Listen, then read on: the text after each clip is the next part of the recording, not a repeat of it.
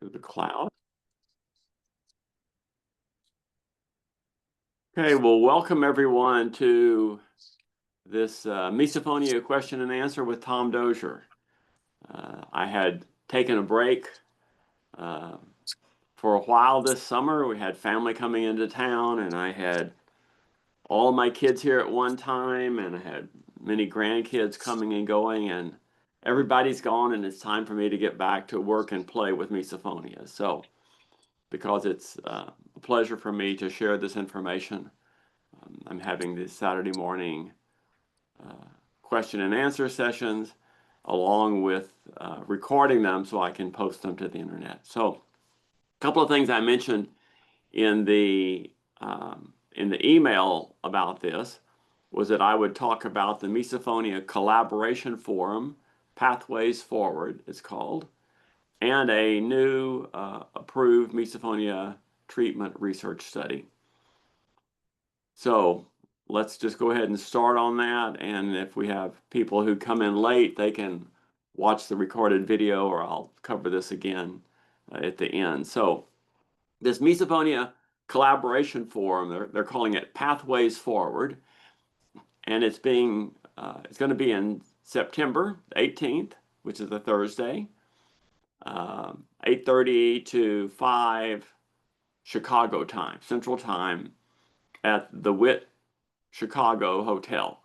And it's being hosted by Misophonia Research Fund, who have provided, shall I say, millions of dollars for misophonia research. And they're also saying with valued partners. And these valued partners include the Duke Center for Misophonia and Emotion Regulation, So Quiet, Misophonia Research Network, and Northwestern's Knowles Hearing Center. Here is the link, and I'm going to take this link and post it right now into our chat. So otherwise, trying to write it down, copy it down is not an easy thing to do. So now I have posted it in our chat, so you can click on that if you wish. It's very reasonable. So in-person cost, if you're a professional, it's $100. If you have lived misophonia experience, so either you have misophonia or loved ones have misophonia, it's $35. And if you are a misophonia advocate, then it's $50. And if you attend online, it's $0. So this is a great opportunity to hear what's going on with the people who are engaged with the Misophonia Research Fund, as well as maybe get some input. This is designed not just to be from the researchers to people with misophonia, but to be a two-way communication. So the event agenda, there's going to be a talk called State of the Field, and then patient perspective panel, Living with Misophonia. Then there'll be another panel which will be talking about where we stand, diagnosis, treatment, and research gaps. Then they have something called a couch chat, and it's kind of a guided chat group, bridging the divide, which has to do with researchers' view of misophonia and those with lived experience and how to get this together. Identifying core needs, which will be done in breakout groups, it says. Translating insights into action. Again, that is going to be that kind of a facilitated chat. And then ending with a talk, co-creating strategies and solutions. So it sounds like a very good forum, really state of the research information, and very competent professionals. Now, I've shown this in the past of three kind of models of misophonia, where you hear the trigger and you instantly have these intense, extreme emotions and physical responses. It feels horrible. It's a full body experience. This, I think, is what most people with misophonia experience. Or you hear the trigger and you immediately have these extreme emotions and you're like having a physical reaction. Your people are clenching fists and such. All heart rate jumps up instantly at the same time as the emotions. And then again, the physical responses keep happening. This is the A and B is the fundamental model that the misophonia researchers, as far as I can tell, that will be involved in this day of presentations believe in. So any I guess if you had questions, I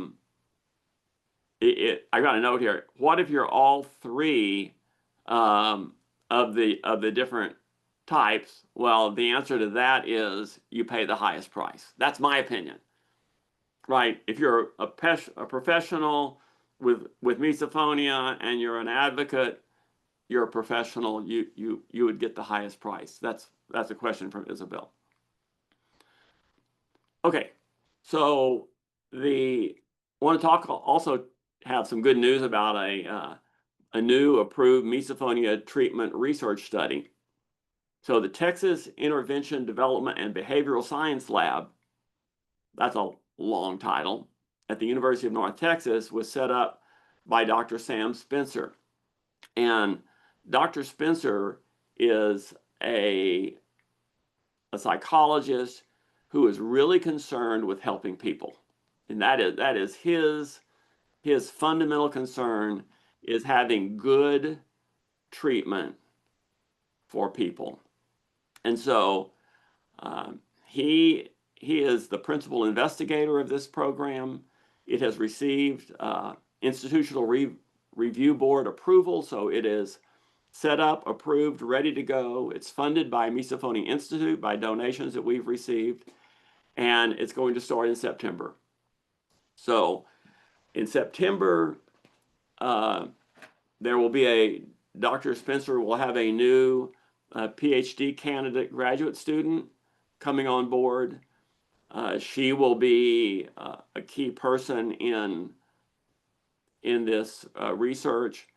Dr. Spencer will be a key person in terms of his providing treatment and training other people who are participating in this. The funding, if as a professor, you need to teach 5 classes. That's your normal workload, at least it is at the University of North Texas. Now, if you want to do research, you have to basically pay the university for one of those classes, and that gives you 20% of your time to dedicate toward research. And so and when I say 5 classes, that may be, PhD students, not just a formal class. So how that rating of 5 classes can vary. And so Misophonia Institute funded Dr. Spencer back in February timeframe for him to go ahead and buy out one of his classes so he has the time to dedicate to this research study. And if we look at the view of misophonia that Dr. Spencer is going to be evaluating, he's going to be evaluating this model here. And so this is a model that recognizes that misophonia consists of a flinch. And in most people, it's a muscle flinch. But that you hear the trigger, and then 200 milliseconds, 0.2 of a second later, something fires in your body. And then almost immediately, I don't have the time on this next thing, what, 50, 100 milliseconds, your emotions fire. And these emotions are so intense that it overwhelms you, and you never even notice. A person with misophonia rarely notices this physical response. So this is a model that Dr. Mitchell and I have presented. Here is my initial model of trigger, reflex, emotions, distress, and outward behavior. And then with Dr. Mitchell's help, we expanded this to include the anticipatory anxiety and avoidance that's big part of misophonia. Then you have the trigger and that physical reflex of misophonia. You have your intense emotions, physiological distress, thoughts are just being forced into your head, urges, and emotion-driven behavior, actions that you take while these triggers are happening because it's just overwhelming. Then even once the triggers are over, you have both the mental self-talk that goes on, which can go on for quite a long time in many people with misophonia, and the outward behavior. And then you are also getting feedback from your environment. Some people have grown up in environments with misophonia where if they said anything, if they complained, they were simply attacked and shamed. And so they've learned to just suffer in silence. One woman said that this lady was 75, and she said that when the misophonia becomes too much, that she simply goes into her room and cries and breaks down. And then when she's pulled herself together, she goes back because in her environment, misophonia was not recognized by others. Okay, so that's what I have. Does anyone have a question or a comment? So I've got a chat from Mike. It says, my trigger is when certain people slurp their coffee or chew out loud. The response is anger, which I have to leave the room. Trying to get to a point where I don't have to leave the room. I've had this since I was a youth. I'm 54 years old now. It is an especially strong reaction when my wife slurps her drink. When I see her reaching for a drink, I immediately turn around and leave the room so I don't have to hear the noise. I've never spoken to her about it because I don't want to seem weird, but it is a very strong reaction on my part when I hear the noise. Okay, Mike, I do want to say that misophonia is common. Misophonia affects somewhere between 5 and 15% of the adult population. There was a study in Germany. It came in about 5.6%. I think there was a similar demographic study in the United States, which was somewhere in that same range. There was a demographic study in the UK, and it was 18% people had misophonia. There was a survey of undergraduate psychology students at the University of South Florida, and there was no self-selection in this. This was, if you want an extra credit point, take a survey, pick one. So people were not choosing something about sound. And it was 19.9% had misophonia. I received my master's in 2012, early 2012. And later that year, I heard about misophonia from a parent. My primary career is a behavioral parenting coach. And so, or at least it was, 90% of my time is on misophonia now. But I contacted one of my professors and asked if he had ever heard of misophonia. He says, no, I've never heard of it, but I have a graduate class tonight, and I'll ask them what what their experience is. Well, out of that class of 13, 2 had misophonia. So misophonia is very common.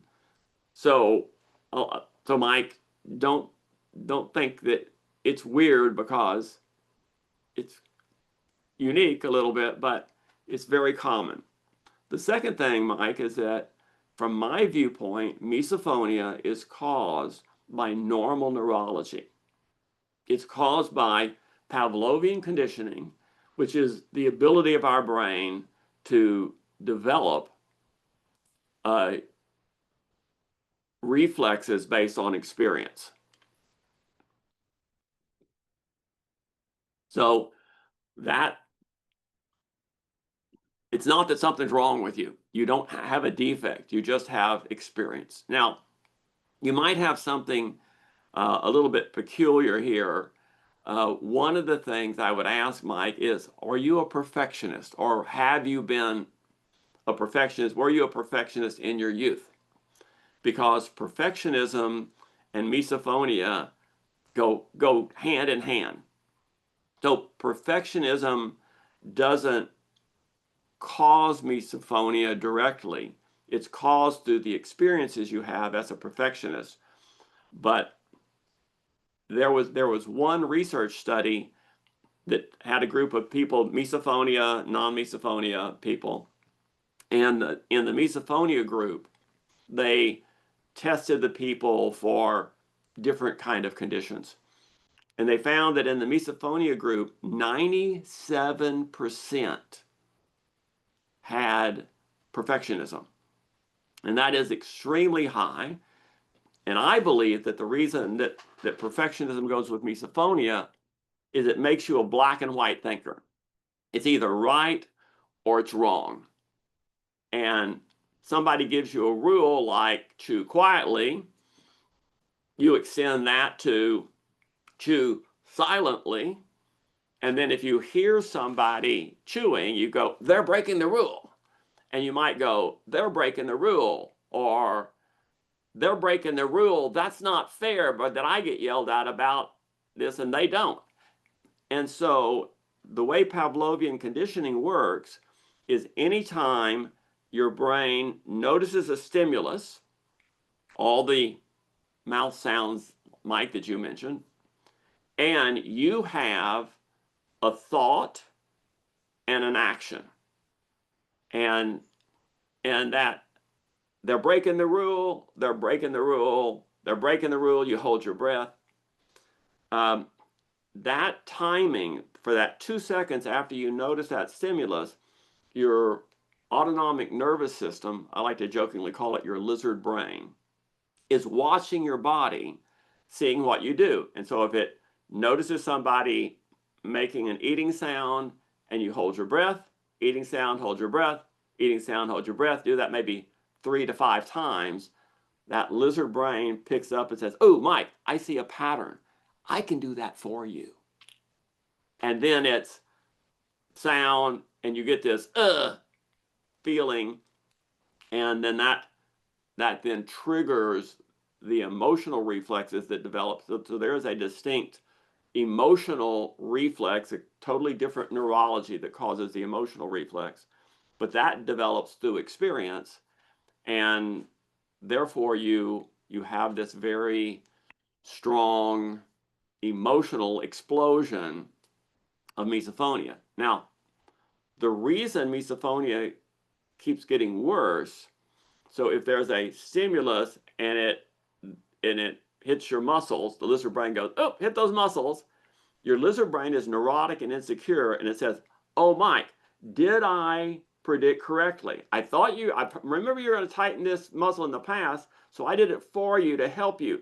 Did I do the right thing? And because you've just been jabbed, you tighten that muscle a little bit. And the lizard brain goes, oh, good, I predicted correctly. Mike loves me. I will keep doing that. If, however, it's trigger, boom, and you're in a bad mood, it's like you go, ah! Lizard brain goes, oh, timing was good, but I didn't do it enough. So next time I will hit it harder.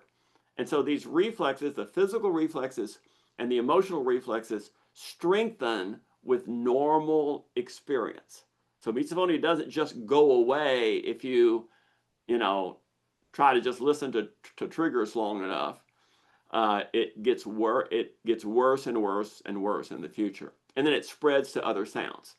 So that's one of the problems. But if you relax those muscles and it's trigger, boom, relax, then the lizard brain says, "Ooh, I made a mistake. I can back down," and it will back down depending upon how distinct you are with trigger relax. It can back down in 30 minutes. So I, as a parenting coach, I was working with a couple who came to me because their 4-year-old was hitting kids at school, and the preschool sent them to me. And so we were having a number of weeks of meeting where they were implementing things in the home and helping the boy learn to deal with his emotions in different ways behaviorally. And it was going quite well. And so we were getting close to the end, and I mentioned misophonia. And this 40-year-old burly guy goes, "Oh, yeah, that's me." And I went, "You're kidding." He says, "No, I had this friend as a teenager who chewed so loud, I couldn't stand it." He says, "And now my kids know what bothers me. They chew around me on purpose just to irritate me. And it drives me nuts." Well, he was eating with his family, so he wasn't, some people are so extreme they can't experience any triggers, but he was eating with his family each day. And so we talked about his physical reflex, and he says, "Well, I clenched my fist and I clenched my jaw." And we did a few little tests, and we said, "Okay, it looks like this is anger. This is your initial physical reflex." So I said, if you will just relax your jaw during dinner time, it will make your misophonia much better. He says, "Okay, I'll give it a try." And he trusted me because we had had good success with this 4-year-old. I said, "But of course you can't eat and relax your jaw at the same time. So you either need eat before or after your family." He says, "Well, I can do that." So they go away. They come back 4 weeks later for their last visit about their son. Son's doing fine. I said, "How's your misophonia?" He says, "Oh, it's gone." And I said, "It's gone." I said, after over 20 years, how long did it take?" And I'm expecting him to say a week, 2 weeks, 10 days. He said, "Well, at first, 30 minutes. I said, "What do you mean 30 minutes? He said, "Well, I just kept my jaw relaxed and I could feel it jerking. And after 30 minutes, it just stopped jerking." Now, there's something called spontaneous recovery of a conditioned reflex. And what that means is that if you work your misophonia all the way down through immediate experience, sorry, a reflex, not misophonia, but if you have a conditioned reflex, and by relaxing or doing something opposite, it comes down to zero. Overnight, that experience goes into the history file, and it's mixed with all the other history. So the lizard brain the next day says, "I think I should try this again. There's that sound. I'm going to hit the muscle again." And so the next day it comes back, and maybe instead of taking 30 minutes to go away, maybe it goes away in 15 minutes. And then it's not full strength to start with either. And then the third day, maybe it goes away in 10 or 5 or 3, and it just tapers out.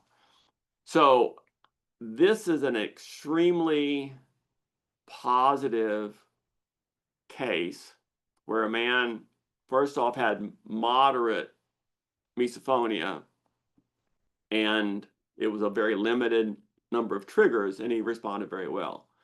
for most people, misophonia would be more like um, more like a 6-month program, okay, where you're doing some things to start bringing it down, but you have to keep working on this and keep doing the right thing to bring it down. And misophonia is a chronic condition that generally will need to be treated, not necessarily with a therapist, but you will need to take care of it for the rest of your life. Because if your misophonia trigger goes all the way away and you're cranky and upset, you may get triggered again. And if you deal with that trigger in the normal way, just to move away from it, it gets stronger and stronger and stronger and stronger and stronger. So it can recur and it can come back. Or it can simply go down a little bit and you feel things are better now. So then you stop working on it.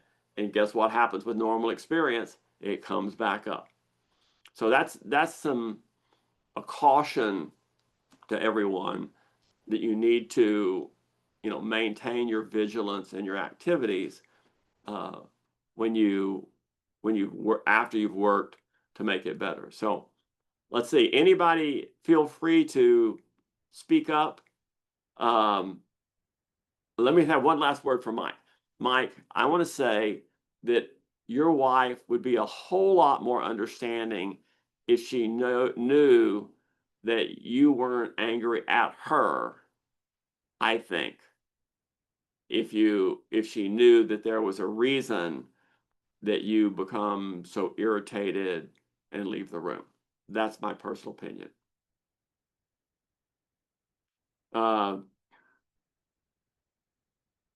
So I don't think it's a controlling thing, but I'm looking at some of the, I don't have time really to read the comments and talk, but I'm going to look at some of them now and see if there's a question in there. If somebody has a question, please unmute your mic. If you're muted, speak up and let's ask away.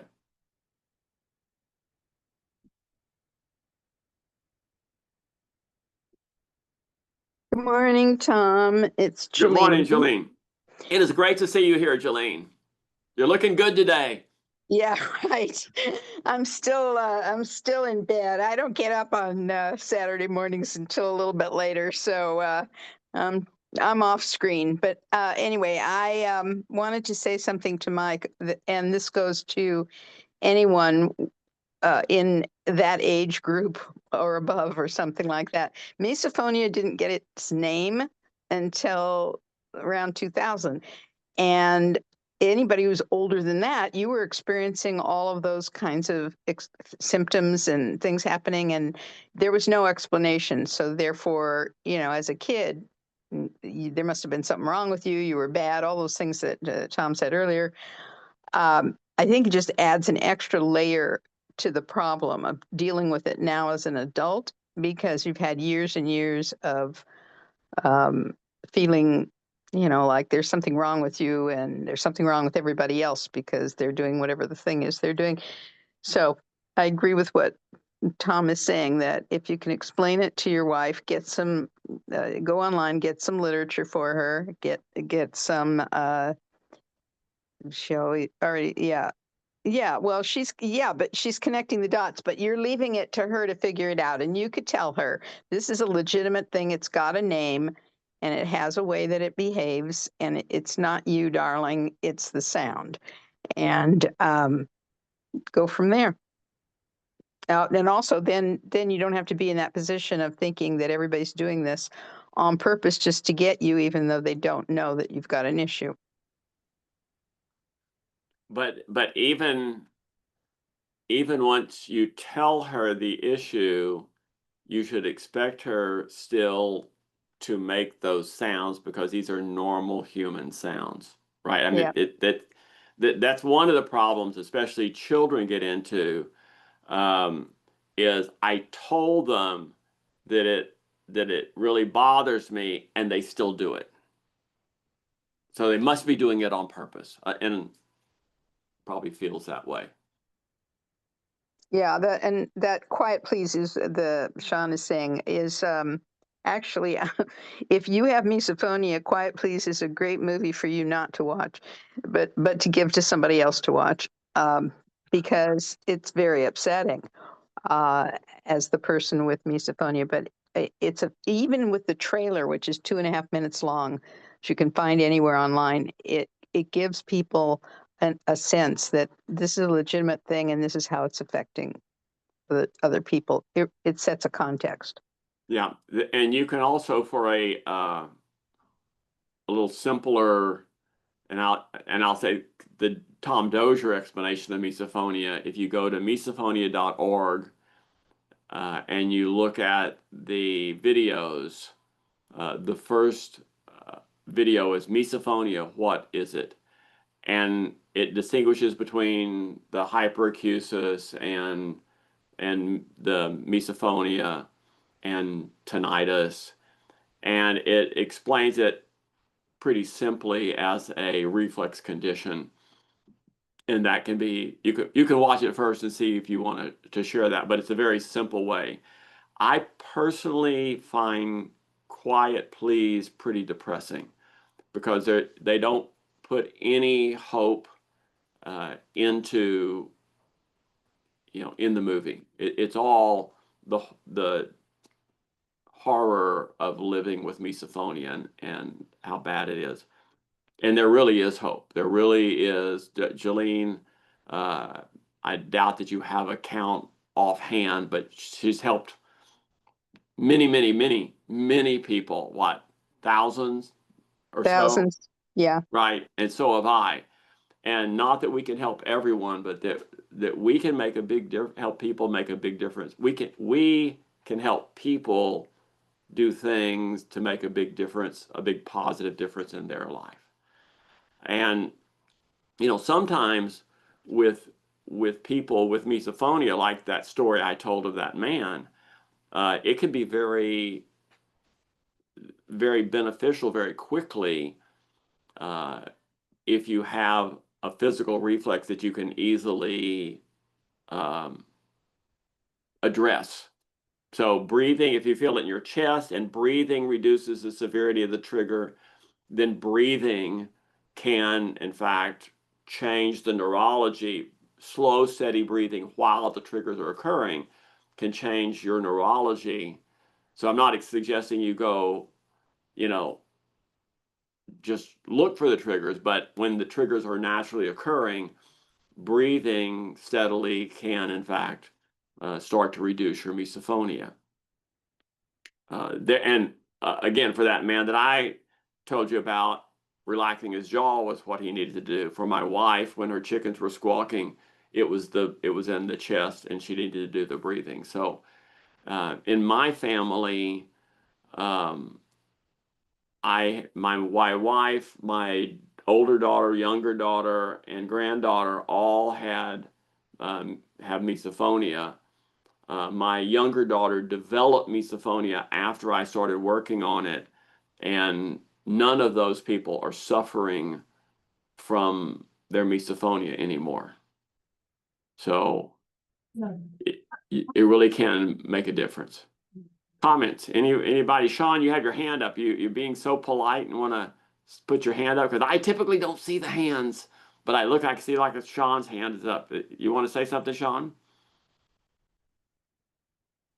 My hand is up. Oh no, yeah, it's my Oh. cursor. It's my cursor. Oh, okay. Well, I mean, So never mind. I'm Kate. Hi, Kate. I'm a psychologist. I've been working for 40 years in Baltimore, Maryland. And I just want to say, I've heard of misophonia, but, no, just through patients. I mean, I'm listening to you and Janine saying you've treated all these patients, but it's not something that's out there very, you know what I mean? I didn't learn about it. I've never, been to a conference that they talked about it. I mean, it's really interesting. So why such or is there such a kind of, it's concerning that those of us who work in the field don't know much about it. We don't know how to treat it. There's a very simple answer to that. It's not in the DSM or the ICD. So misophonia was first identified by audiologist Marcia Johnson in 1997. She had a tinnitus or tinnitus clinic, and people here, people were bringing their daughters, teenage daughters to them who had this peculiar condition where they would become very upset by very soft sounds. Obviously, the normal misophonia sounds, nose and mouth sounds. And she called it soft sound sensitivity syndrome, or 4S.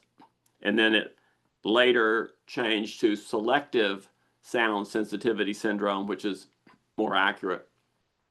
And it was called 4S for a long time.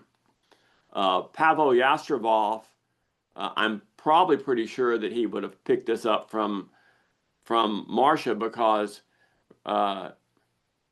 Marcia was trained by Yastrebovs in the tinnitus retraining therapy that was part of her tinnitus business. And so he then saw that it was a condition, and he gave it the name misophonia. But it's still not in the textbooks. And so if it's not in the textbooks, none of the doctors or therapists learn about it. I was working with a man, and while we were working together, he got a new girlfriend. And his girlfriend was a psychiatrist resident, intern. And so she'd gone through all of her MD and MD residency, psychiatry training. It was in her psychiatry residency. And she had severe misophonia, and she had never heard of it. So it's not in the books, Kate. Now, if you look at the prevalence rates, it looks like if you're dealing with the normal psychiatric patient population, people who come in for anxiety or depression or other mood disorders or whatever, that about a third of those people will have misophonia. So it's very common in your patients if you ask about it. Yeah, definitely. I got that. That's why it's kind of disturbing that people, aren't in our fields are not aware of it. So, thank you so much. Appreciate it. Right. And one of the problems is we don't agree on what misophonia is, right? The Tom Dozier Misophonia Institute definition of misophonia is drastically different than what the current psychologists and researchers, academic researchers, are working on. So let me pop this up. I had this up before, right? With these three models of misophonia, right? Do you consider misophonia an emotional regulation condition where people hear these common sounds and they get just really dysregulated? Or do you consider it a learned physical reflex? And the way you treat A versus C is really quite different. Although they do include a lot of overlap in treatments, but recognizing that it's a physical flinch disorder really changes what we're dealing with here. And if you think about fingernails on a chalkboard, most people dislike that sound, that screech of fingernails on a chalkboard, because they shiver when they hear it. And they say, stop, I hate that sound. And what they should say is, stop, I hate shivering. And by the way, everyone does not have the shiver reflex. I have had two cases where I use this example, and the teenager said, doesn't bother me. and mom, or one time it was mom, the other time it was dad, said, "Oh, it doesn't bother me," and the other parent said, "Oh, I can't stand that sound." So that's a physical genetic reflex to fingernails on a chalkboard, where in misophonia we're talking about acquired Pavlovian conditioned reflexes. Comments or questions? Hello, I'm Isabel. How are Hi, you? Isabel. Good. So I have a question. Why is it that our own sounds don't trigger us? Oh, that's a great question, and it's actually a pretty simple answer. Isabel, are you ticklish at all? Yeah, not a lot, but a little. Okay, can you tickle yourself? Yes, but no, I mean, I try, but no, I don't feel anything. No, you don't, because you're controlling that. Okay. And so the most people with misophonia are not triggered at all by their own sounds. A few are, but most are not. But it's a reflex, and you know, you can't tickle yourself, but other people could. Right. So that's kind of an example of the way your brain works. Okay. Thank you. You're welcome. Another question.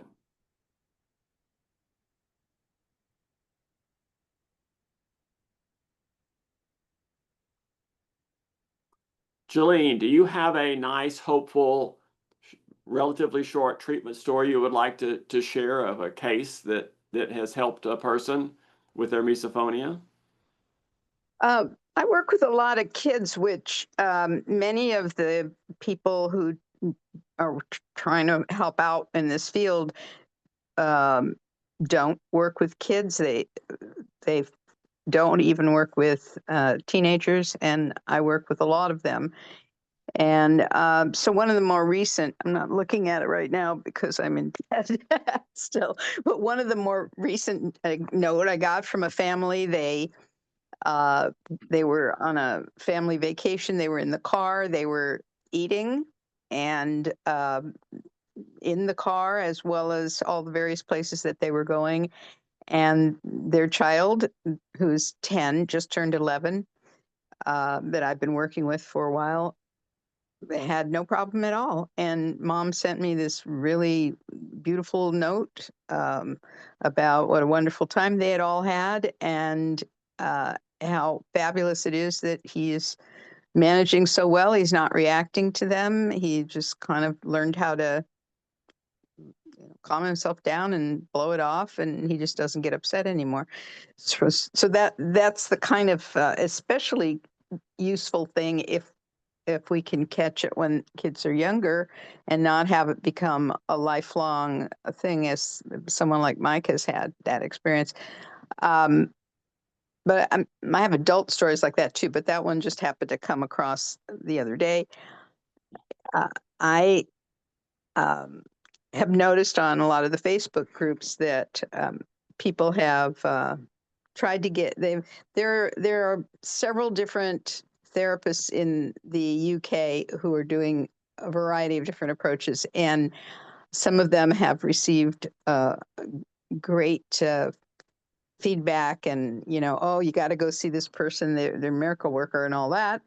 And then there are the people who say, yeah, but my kid, he couldn't work with my kid. They couldn't work with my kid. It just wasn't a thing with my child or teenagers. Mm-hmm. They don't work with children at all, and they don't always have success with teenagers. So those people, I think, are the ones that I have the most positive hope for their future. And then I like the Yeah. adults who are finding out that this is a real thing, and after they've suffered their whole life with this, being able to somehow put it into a context where they can figure out how to deal with it now. Yeah, that's great. I love to work with probably my favorite thing to work with is to work with parents of young children, of a 6-year-old or so with misophonia, because there are activities that a child can do that will allow these reflexes to decay. If a person is excited and engaged in an activity, if they're distracted and their mind is on the fun, then little triggers will not dysregulate them. I'm talking about little bitty triggers, right? Little triggers will not dysregulate them, and their brain will start to let it go. And in that case, their misophonia can come on down. And I'm sure, Jolene, you found issues with children where it wasn't just the misophonia, there were also family dynamics of conflict and cooperation and other issues that cause stress in a life. And the more stress that a person has, the more that they're likely to be triggered and react to that. So anyway, yeah, I work with families of young children, of even, like, say, if a family had a 4-year-old, that would be, I'd love to work with that. But the word out there is there's nothing, there's a lot of word that says there's nothing you can do about misophonia, and you just have to endure it, just manage it, just keep the kid away from the triggers. And that's not the best result, right? That's you really want to do something to help these reflexes to come down. Okay, do we have another question or comment? We're approaching the hour mark.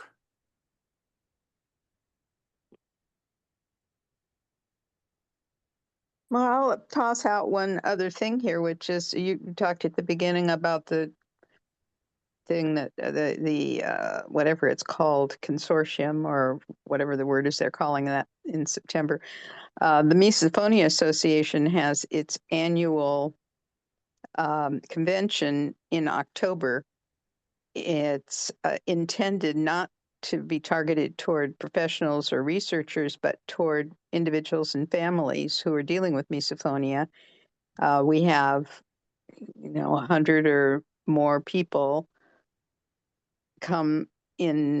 participate in this thing, and it's like, wait, I hate sound. You want me to go somewhere where there's all these people and they're all going to be making sound? It's very carefully managed and structured so that it's respectful. There's no food or drinks allowed in the meeting rooms, and the environment is always got a water ambiance in the lobby so that you can sit and have a conversation and have sounds be kind of masked and things like that. Anyway, it's misophonia-association.org, and it'll be Dallas, Texas on October 23rd to 25th, calling it MisoCon 25. And I highly support that. I have been involved in all of the Misophonia Association meetings so far in some way or another. Sometimes they scheduled it when I already had a cruise scheduled with my family or something, and I had to submit a video for a presentation.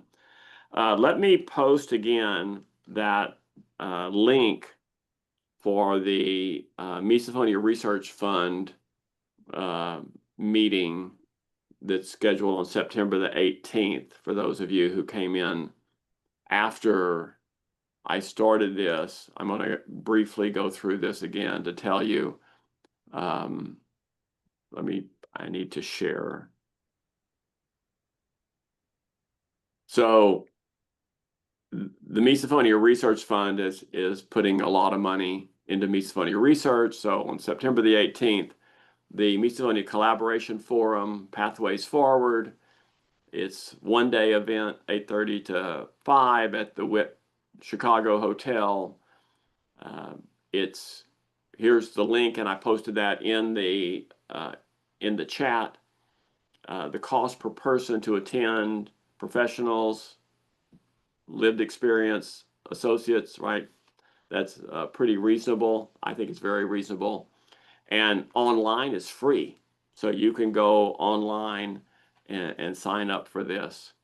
And then just as the agenda here, there'll be a talk, a panel presentation, another panel presentation. So this will be by people with misophonia, panel presentation by researchers, some what they call couch chats, kind of facilitated chats, breakout groups, and ending with another talk at the end of the day. So I'm looking forward to it, and I think it'll be a great one-day event. I do want to say that the Misophonia Association Convention has, for those who attend, especially teenagers who attend, but also families and individuals with misophonia, it's a great event to feel like you're with people who understand you and get it, and to share connections. So it's a really good opportunity, and I highly support that also. So let me stop sharing, and at this point, I'm going to give us one more chance for a question, and I'm planning on doing this presentation again next week, and I'll see if I can come with a few more questions to cover in case our attendees don't have as many. But anyone else have a question or a comment?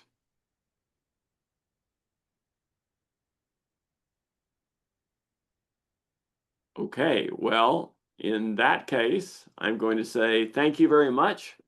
Again, I'm Tom Dozier with Misophonia Institute, and I am a treatment provider for misophonia, like Jolene. Tom at misophonia.org will get to me. I think I only probably have about 15 emails, but Tom at misophonia.org gets to me, and we'll do this again next Saturday. So thank you very much for coming. Hope it was beneficial for you, and I will go ahead and stop our recording now. Thanks, Tom. You're welcome, Jolene. Thank you for attending. I really appreciate your contribution to this event. And yeah, I'm sure your picture looks better than you do after a good night's sleep. Although I'm sure you would fix up well after a good night's sleep too. So bye-bye. Thanks. Bye.